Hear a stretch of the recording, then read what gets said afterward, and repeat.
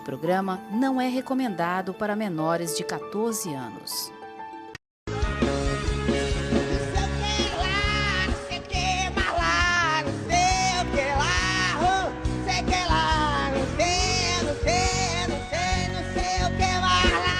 Boa noite a vocês de casa. Hoje é terça-feira e nós estamos aqui com mais um programa Acerto de Contas, sempre trazendo informações para inovar e crescer uma sociedade. Então fiquem ligados, hoje nós temos um convidado muito especial. Boa noite aos meus pares, boa noite ao nosso Flaviano Cartunista, que está de volta, a Dama de Ferro, está conosco, está ao Valber. Se falar no microfone, mas fica melhor. Ajuda. Eu estava com saudade de você, Fabiano. Todo programa eu perguntava por você. Luizinho, Tágira, boa noite, Tágira. Boa noite a todos. Tágira. Muito bem, meu amigo. Quem é o nosso ilustre convidado de hoje? Boa noite, Macieri. Boa noite a você que está em casa, aos meus pares. Lembrando sempre que o Acerto de Contas tem esse compromisso de sempre trazer pautas que podem fazer com que você forme opinião e encontre aqui nesse debate sempre informações, com certeza, produtivas. E hoje conosco, Macieri e amigos, das grandes referências do direito e do jornalismo no estado do Ceará, ele que é editor de um site específico de artigos e notícias sobre jurisprudência, sobre direito, que é o direitoce.com.br, e conosco o advogado, jornalista Sabino Henrique, que, dentre outras funções e atuações ao longo da sua trajetória profissional, também produziu os principais eventos de personalidades no estado do Ceará e aí também passeou pelo ramo do turismo e outras atribuições. Então vai ser um bate-papo muito interessante, Marcieri. Com certeza. Doutor Sabino, uma honra tê-lo aqui, viu? Obrigado por aceitar nosso convite. E é sempre muito especial esse tipo de programa, com uma pessoa que acumula tanta sabedoria, né? No longo dos anos, foi radialista também, não é isso? Sim. Foi radialista, jornalista, advogado criminalista, tem um site que atende às jurisprudências. Para frente, sempre para frente. Obrigado por ter vindo. Boa noite. Realmente me sinto feliz em poder dialogar com vocês. Podemos começar, então, a conversar. É isso, doutor. Nós que sentimos aqui orgulhosos de ter uma pessoa com tanta experiência, ainda mais experiência em vários setores, né? No rádio, na TV, no judiciário. E eu quero aproveitar a sua vinda aqui para fazer uma pergunta para o senhor. Como é que está o nosso judiciário hoje, doutor? Olha, o nosso judiciário, normalmente, todos... Virou tudo jurisprudência? Porque cada dia é uma novidade. Não, eu vou primeiro na parte, assim, tirar a parte de jurisprudência do julgamento, mas falar sobre algo que as pessoas pouco se alertam. Para vocês terem ideia, nós temos, pegando a justiça comum de cada estado, a justiça estadual, aí vai para o segundo grau, os tribunais federais, os tribunais superiores em Brasília, Tribunal de Justiça, o Tribunal Superior, Supremo Tribunal Federal, a Justiça Especializada, o Tribunal do Trabalho, o Tribunal Militar, os tribunais estaduais, a Justiça do Trabalho com as suas circunscrições, a Justiça Federal dos Estados. Nós temos 200 milhões de habitantes, mais.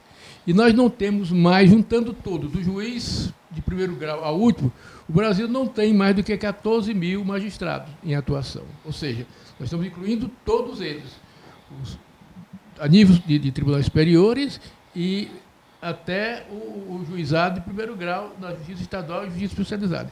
Então, quando se fala na demora da Justiça, há que se levar em conta essa pouca quantidade de magistrados. Dos magistrados. Segundo ponto ainda, somente agora é que nós estamos modernizando no sentido de agilizar o uso da tecnologia. E terceiro ponto, que é salutar, mas ao mesmo tempo torna a situação mais grave. A partir da Constituição de 88, nós brasileiros Ao invés de procurarmos apaziguar e evitar as disputas, nós cada vez mais ajuizamos as questões. Então, você tem uma quantidade cada vez maior. Tudo você entra na justiça. Tudo. Nós lembramos todo quando foi criada Mas essas decisões que vêm acontecendo, que são tão polêmicas, aí, principalmente pela maior corte do país... né? Essa é outra questão que eu, se me permite, eu quero falar sobre a estrutura judiciária do nosso país, e que nós não podemos culpar. Nós sentimos aí o efeito. Mas não podemos culpar, porque são milhares de ações que entram a cada mês na justiça para que o juiz possa julgar. Ou seja, há poucos magistrados, pouca estrutura E muita ação. para julgar e muita ação. Nós não temos um costume... E muita ação tramitando a cada instante, a cada dia. Nós não temos o costume ou não criamos o hábito de resolver... De mediar. De mediar. Você tudo entra na justiça. E ao entrar na justiça, ele prossegue aquele rito normal e vai acumulando. Então, tem juiz com 4, 5 mil, 6 mil ações para julgar. Isso é impossível. É claro que temos que exigir a melhoria dessa justiça. Porque já dizia o Rui Barbosa, que a justiça tarda, quando tarda a justiça, cresce a injustiça. Então, é uma situação de verdade. Esse é o primeiro passo. Quanto à sua pergunta, você poderia repeti-la, por gentileza? Essas decisões tão polêmicas da Suprema Corte, do STF, alguns dizem ser inconstitucionais, outros dizem ser constitucionais. Há um debate fervoroso hoje. Me parece que o judiciário está meio que perdido em tudo que está acontecendo no país.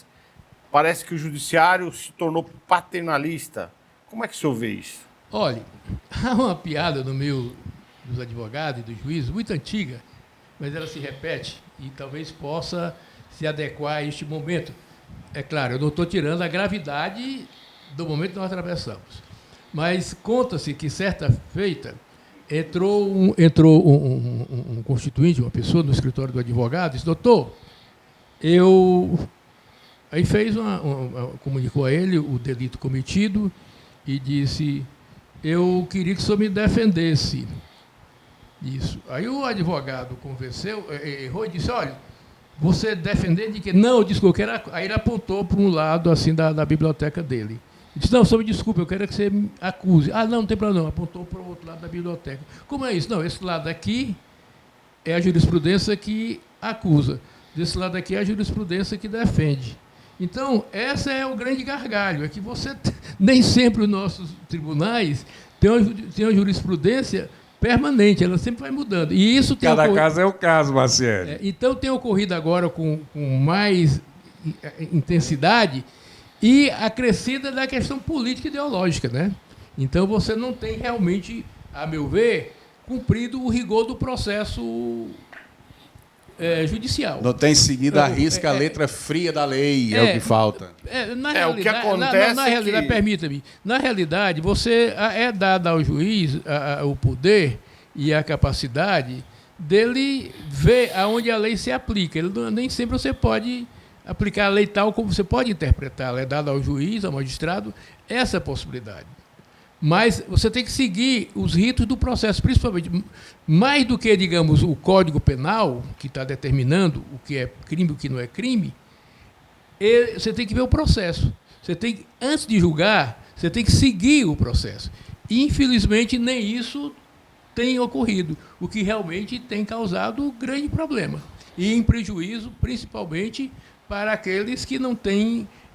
Hoje não é nem os mais vulneráveis, qualquer pessoa fica sujeito ao poder e à vontade do julgador. O Marciele traz um ponto que eu acho bem interessante, que é essa questão da jurisprudência. Em alguns casos, ela consegue acelerar muitos julgamentos e reduzir o tempo do processo. O senhor vê com bons olhos? Sim, é claro. Você não pode... cada processo, embora cada ato seja um ato e tenha suas características próprias, você não pode julgar cada ato, cada delito, tem que vê-lo isoladamente, mas você tem que ver aqueles que ocorreram antes, o que os tribunais já julgaram, para que possa facilitar o processo de julgamento. Então, Isso cria até literatura para o advogado. Isso é que serve a jurisprudência. Isso cria até literatura para o advogado conseguir trabalhar em cima da tese, né? Lógico, isso é verdade. A questão é que nós vemos hoje, estamos acompanhando aí diariamente, que nós estamos vendo aí um judiciário com idealismos políticos acerca de favorecimento políticos, e eu não me lembro, a não ser voltando aos meus 40 anos, né? Eu não me lembro aonde o juiz fazia reuniões para mediar, ou dava piti, ou mandava o advogado calar a boca. Estou tirando tua palavra. O que está acontecendo? Não existe mais respeito, não existe mais o direito legal. E outra coisa, só complementando esse teu pensamento, Marcelo, doutor Sabino Henrique vai me corrigir se eu estiver errado. Não existe hierarquia entre advogado, promotor, Exato. juiz. Não. Não é verdade isso? Não existe essa hierarquia de poder. Na verdade, Existe acusação e defesa. a justiça é todo um sistema. Mas nós não podemos analisar a justiça tão somente pelo seu poder maior, que é o Supremo Tribunal Federal. Nós temos que julgar a justiça a partir do primeiro grau. Mas são essas centenas de juízes que fazem que fazem a justiça do dia a dia, que operam o direito no dia a dia. Se nós nos apegarmos tão somente, é claro que ela tem influência, muitas vezes danosa ou benéfica, a quem está mais embaixo. Mas a justiça é um sistema. Então nós temos que ver também como julga a maioria dos nossos juízes, que são pessoas respeitadas, como também são os nossos magistrados de nível superior. Mas se você observar a quantidade de julgamento do nosso juiz de primeiro grau, tanto a nível federal, quanto a nível estadual e a nível, digamos, da justiça especializada, realmente o Brasil tem uma das melhores justiças do mundo.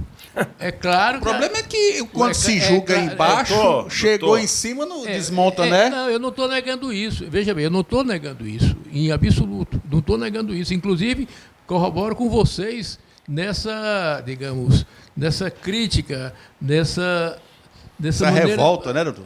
Realmente é uma revolta, né? Mas é uma maneira de você aprender cada vez mais e tentar resolver. Mas veja bem o seguinte, não quero, com isso, defender A ou B, acusar O ou B. Mas você tem um sistema de peso e contrapeso. Já que se refere ao Supremo Tribunal Federal, ele está no topo, no ápice do sistema judiciário brasileiro. Mas acima dele está o Senado Federal. Acuado, né? E está o Congresso Nacional para que faz as leis, as câmaras. Então, a justiça, o judiciário, aplica as leis, interpreta as leis. Se as leis não são bem feitas, se as leis não são feitas com cuidado, e já chegam ao judiciário para interpretá-las por falta de essência no que ela quer realmente atingir, cabe ao judiciário aplicá-la. Muitas vezes você vê alguém que é solto, mas não é pela vontade do juiz. O juiz se obriga a soltar para cumprir a lei. Então, nós temos que voltar também os nossos olhos para o legislativo. No caso específico que vocês estão falando, só há quem possa julgar e ter cuidado e ter botar um certo amparo contra os excessos do Supremo Tribunal Federal é o Senado Federal. Então, cabe a nós, brasileiros, nos atentarmos para o Supremo Tribunal Federal. É claro que não podemos deixar de lado o Supremo Tribunal Federal, mas o Senado, principalmente, é que é o grande responsável. O senhor toca no assunto... Responsável, mas omisso. O senhor toca no assunto que eu e o Fábio já conversamos sobre ele, que é exatamente essa questão. Quem fez a lei, quem interpreta e e aplica essa lei. Ou seja, se a lei tem brechas, aí não tem como, na aplicação dela, ser diferente. Isso é verdade. Se você, numa cozinha, você pega uma receita, vai fazer uma boa feijoada, tem todos os ingredientes, tem tudo, mas você não põe os ingredientes ou falta algum ingrediente, a feijoada nunca será boa. Assim como o picadinho, assim como, enfim. E por falta de preparação do nosso legislativo, muitas das leis, Fábio Tágera, que são elaboradas, elas são declaradas inconstitucionais. E eu vou mais longe ainda. Certa vez, perguntaram ao Churchill se ele, como era salsicha, ele comia salsicha. Ele disse, olha, se você soubesse como é feita uma salsicha, você nunca comeria salsicha. Assim como as leis. Se você soubesse como são feitas as leis, você teria horror a essas leis. Você protestaria essas leis. Porque as leis, na sua maioria, são feitas a partir de interesses pessoais e de grupos. O processo legislativo, que isso pouco nós nos apercebemos, é um dos grandes males desse país. Aliás, não só desse país, de todo regime democrático. Porque nas ditaduras o processo legislativo é apenas faça isso, faça aquilo. Mas no regime democrático o processo legislativo é feito a partir de interesse, desde as câmaras municipais, aos legislativos estaduais, ao Congresso Nacional. Então, por exemplo, quando você vai... são as organizações de interesse, você vai legislar sobre saúde, os laboratórios estão lá em cima. Você vai legislar sobre tabagismo, estão as indústrias de tabaco lá em cima. Você vai legislar sobre transporte, a mesma coisa. Então, ao ver a lei, vira uma espécie de leilão. Aprofundar. Virou uma espécie de leilão. Mas não virou, sempre foi. Sempre foi, não é agora. Sim, eu digo, vira uma espécie de leilão nesse momento. A nossa Constituição, os que leem a Constituição, está lá todo o texto constitucional. Mas aqueles que querem se aprofundar, peguem os anais da Constituinte. Os anais da Constituinte, que estão à disposição de todos lá na biblioteca do Senado, você tem as brigas dos interesses se digladiando. E, às vezes, uma vírgula ali não foi colocada por acaso, não. Não foi analfabetismo, não. Foi intencional. Foi intencional. Mas na sua fala, nota-se que o senhor vê a democracia como um regime de interesse. Olha, qual seria o regime... Deixa eu concluir minha pergunta. Qual seria o regime ideal na sua concepção, na sua experiência? Microfone mais perto da boca. Já se dizia antes que de todos os regimes, entre os piores, o melhor é a democracia. Então, não há regime... A questão do ideal... É muito fácil de falar no ideal. Nós temos que ver a realidade. Eu não acredito em regime utopia. ideal. Eu não acredito. Eu acredito naquilo que é no pé do chão. Você pode, por exemplo, vamos ver agora o caso chinês, em que há esse digladiamento, o Trump e a China lá, os Estados Unidos e a China. Reclama-se do regime da ditadura chinesa. Mas a ditadura chinesa, ela vem de 3 mil anos atrás. Toda a formação cultural do chinês foi feita numa formação autoritária. Então, para ele, o regime autoritário, digamos, é comum. O ditador chinês não é nada mais do que o imperador chinês. O Partido Comunista, lá, a Assembleia, é a realeza chinesa. Então, essa é que é a questão. É o melhor regime do mundo, na minha opinião. É um país socialista, mas para ser um país socialista... Muito bem alicerçado pelo capitalismo. Para ser um país socialista, você tem que praticar o social. O nome já diz. Deixa eu concluir. Aí é o seguinte, ele é socialista, mas eles sabem também que sem o capitalismo, eles não seriam ninguém. Então, é um país hoje socialista, capitalista. Totalmente socialista, capitalista. É um socialismo vocês acreditam, patrocinado, né? Vocês acreditam em Deus? Você acredita em Deus? Não, eu sou agnóstico. Ótimo. Vocês acreditam em Deus? Sim. Então, cada um toma uma posição, né? Você Exato. acredita, você é agnóstico. Você toma uma posição em cima do muro. Ou seja, você é agnóstico, nem acredita, nem não acredita, e ficou ali, ficando... Sou São Tomé. Não é verdade? ver para crer. Não é verdade? Então, a sua posição é muito boa, né? Porque você não está de nenhum lado. Ele assiste. Né? De muito lado. Então, é maravilhosa a sua posição, como de muitos. Você não. Você acredita, mas não pode vê-lo. Você acredita por causa da fé. Não é verdade? No caso do regime político, que é uma coisa assim, é difícil comparar com isso, mas você não pode idealizar aquilo que você vê que, ao longo da formação do homem, do evoluir das civilizações, você tem um exemplo de tudo. Então, qual é o melhor? O melhor é aquele em que o povo se sente bem. Mas o povo, como um todo, não é igualitário. Qualquer que seja o regime, vai ter aqueles que mandam e os que são mandados. Aqueles que mandam e que são mandados. Não há igualdade, o socialismo não pode igualar ninguém. É um pretexto muito bom. O Marx sugeriu aquilo e prova que onde foi implantado não deu certo. A democracia social da Europa também não deu certo.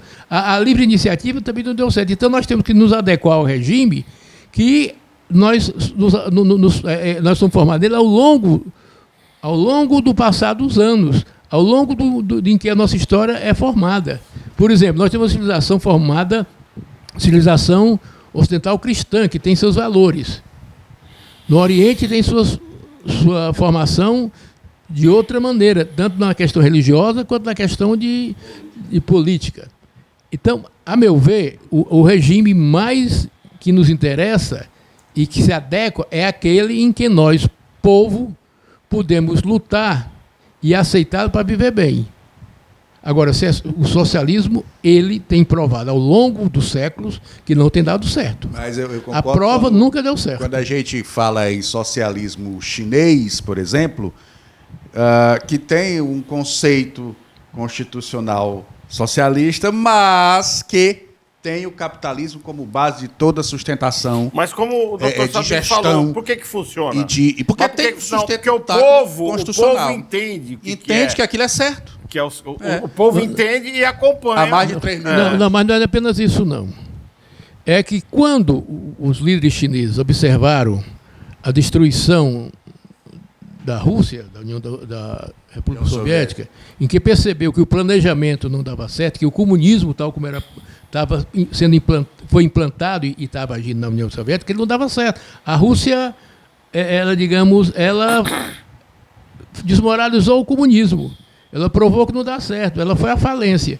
Então, o que é que os líderes chineses viram? Olha, vamos pagar o seguinte: se o planejamento central foi a grande culpa pelo desmoronamento da União Soviética, nós vamos pegar duas coisas. Vamos ter a ideologia comunista, o comunismo como parte central, então nós teremos a ditadura comunista. E vamos ter a economia liberal, controlada pelo partido. Então o partido controla tudo, mas liberou para que as pessoas pudessem ter a iniciativa própria. Então ela criou uma maneira própria, peculiar de agir.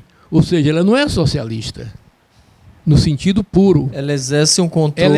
Ela é uma ditadura... Ela é uma ditadura... Uma ditadura leve. Não é leve, não. É uma ditadura dura. Sabe onde vai chegar esse mas permitindo aí? Com a economia liberal. Pois não. Sabe onde eu vou chegar com esse assunto aí? Lugar nenhum. Mas é claro, vocês é que estão puxando. Eu vim aqui pensando em conversar outras coisas. Não, eu estou disposto a conversar outras coisas. Mas mas vamos conversando aí. Eu não posso ficar calado. Se vocês me instigam, eu sou obrigado a responder. Claro, mas se vocês quiserem puxar outro assunto, eu estou à disposição. Pelo menos o que eu havia conversado, eu tinha sugerido aqui uma série de assuntos. Mas vocês querem essa parte, digamos, que está movimentando mas tudo. É uma aula do que vocês quiserem. Mas posso chamar Sabino, né? Lógico, minha ex-colega. Você namorou com ele? Minha ex-colega. Mais ou menos. Olha aí. Ô, Sabino, voltando ao início do programa, pois não. Você falou no número de juízes. Certo. Então, a sua opinião, pelo que eu senti, são poucos juízes, correto? Certo, correto. Mas os advogados não têm acesso ao juiz, eles se acham todo-poderoso, semideus. E, como você disse, a primeira instância, a segunda instância, você fez a divisão aí, mais ou menos isso. Foram criados vários tribunais no decorrer de anos. Essa justiça gratuita dos necessitados, me poupe, mas ela anda... Se a justiça anda devagar, a justiça gratuita dos necessitados, meu irmão, é uma vergonha. Porque o pobre não tem direito à justiça, seja em que área for, seja no crime, seja no civil. Ele perde o interesse, desiste da causa pela morosidade, pela falta de acesso. Então, eu quero que você me reporte sobre o que você acha sobre isso. Porque tem muitas mães aí, pobres da periferia, que o nosso programa chega a eles. Tem crianças, por exemplo, uma criança com autismo, ela tem o direito a ter um auxílio do governo. No entanto, para ela ter esse direito, ela tem que entrar na justiça. Para ela entrar na justiça, ela precisa da tutela de um advogado. Ela não tem direito. Aí, a justiça, ela tem que pegar um advogado. A criatura já é pobre. Pagar advogado, e ele se investe de um Deus Todo-Poderoso que prende, muitas vezes, a documentação para valorizar o seu trabalho. Eu só devolvo o seu documento. Se você quiser fazer isso ou quiser direto, se você me pagar isso, aquilo, outro. Eu acho isso um absurdo. Eu ouço relatos desse tipo. Eu acho... É muito bacana se houvesse justiça mesmo. Mas a justiça, me desculpe, ela é cega, totalmente cega. O pobre não tem direito. Cega, surda, muda e doida. Olha, para atender a essa demanda que é enorme, nós temos a Defensoria Pública, a nível estadual, a nível federal e a nível especializado. Os defensores, há alguns anos, eram, na categoria dos profissionais, digamos, a ovelha negra em termos de salário. Hoje o defensor público ganha igual, ou praticamente igual, a um juiz, a um procurador, então ele está na faixa de cima do salário. Então ele não pode alegar mais que é falta de salário. Hoje as defensorias públicas estão cada vez mais se modernizando e sendo implantadas no interior do Estado. Então, cabe aos pobres procurar a Defensoria Pública. Não é tão fácil assim. Mas aí tem algo que depende só de cada um, da capacidade de cada um de defender o seu direito, ou denunciar como o seu direito está sendo maltratado. É a imprensa. Se ele for a imprensa, a rádio, a televisão, como um programa como esse, a internet hoje, quer dizer, todo mundo hoje tem um Instagram. Se você for lá nas favelas, nos pobres, todos eles têm um celular e têm um Instagram para ver o TikTok. Eles estão lá namorando, estão fazendo tudo. Então nós não podemos ser tutor dos pobres. Nós também não podemos nos culpar pela moleza dos pobres. Também nós não podemos nos arrepender e acharmos que somos culpados por isso. Não, eles têm que ter a sua ação. Tem na mão um instrumento, que é a imprensa. Ah, mas a imprensa é vendida. Tudo bem, é vendida. Então não vá para o jornal. Não vá para a televisão, não vá para a rádio. Use a rede social. Use a rede social e denuncie, que eu tenho certeza que ele será ouvido. Pois não. Eu preciso interromper um instante, nós vamos para o segundo bloco, voltamos já. Fique ligado.